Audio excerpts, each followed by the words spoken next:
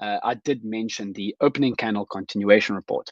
This report that we're going to speak about today is the previous day's range report, and is one of my favorite ones, right? The opening candle continuation as well as the previous day's range. I like to look at the previous day's range before the open and into the open, whereas the opening candle continuation was really only after the first hour. So we're going to get into it here in a bit. I'm still on a beautiful holiday with my wife, so it's been amazing. So let's just get right into it. So let's pull it up here.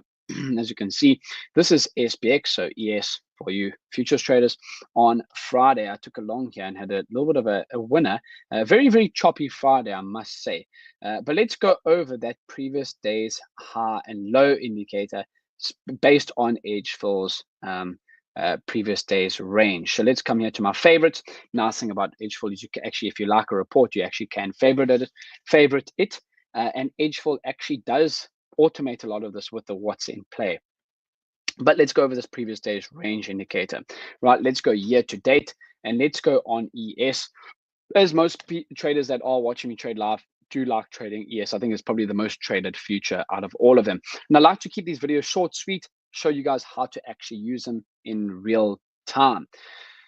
So let's go to the previous day's range report. And as you can see, edgeful, the nice thing about these reports and what edgeful does is they actually show you exactly how to use them.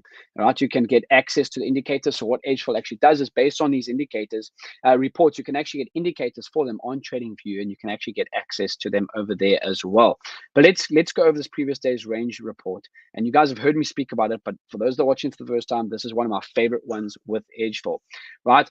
This report looks at every time one day breaks its previous day's high or low and how it closes the day based on the break. This helps you understand how often there's a continuation or reversal, so you can maximize profits by trading with the odds, not against them. Okay. And this is something that really, really I like to do. So this is big in my trading plan. If we break previous day's highs, I'm going to look ideally for continuations. But if we get back into that range, I'll look for reversals and trade it back to the other side of that range. If you look at by weekdays, so this is by standard. Okay, so year to date on ES, 76% of the time, if you break the previous day's highs, we close as a bullish closing day. Now for bearish closing days, if we break the lows, 76% of the time we actually close as a bearish closing day. Now we can look at it by weekday. There's going to be times with edgeful, when you dive into edgeful and look at these, there's going to be times where there are actually more days that outweigh, like could be more beneficial, right? Looking at that data. For example, a Monday is 83% of the time. If we take out the previous day's highs, we actually close as a bullish closing day. Tuesday, that drops down. I think it was Thursday, is not actually a great statistic on this. Simply being is because, look at that, that drops down from a Monday from 83% of the time. If we take out the previous day's highs, we close as a bullish closing day, all the way down to 59% on a Thursday. So Thursday is not really a bullish day. Now let's look at, the most strong day over here, we can see Mondays year to date, 83% of the time. Tuesday is 74, Wednesdays 85.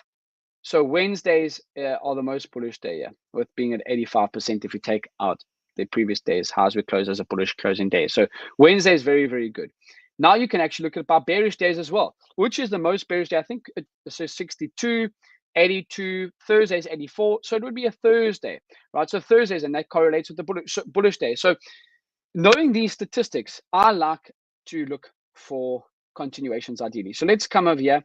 Let's turn off my orb. This is by edgeful's orb. And on my next video, I am also going to show you how I also look at another indicator that is very, very nice. It's called the opening week range indicator, but we'll get to that in a bit. As you can see, we took out the previous day's highs, right? This white dotted line indicator from edgeful based on this report, but we took out the previous day's highs, right? And for me, that signals that I want to see ideally some continuation. We get above it over here, heading into the open. The open is at 4:30 South African time. We get above it and we get pullbacks to that 21 EMA and very, very neat continuation plays.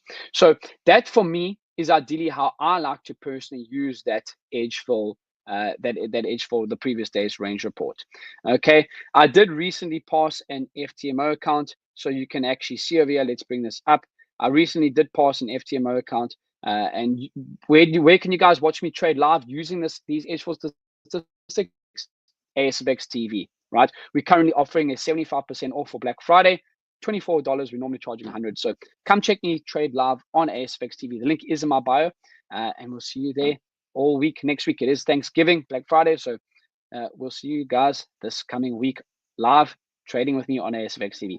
Have a good one, guys. This is how I use the edgeful previous day's range indicator. I hope this helps, and we'll see you on the next one. Cheers, everyone.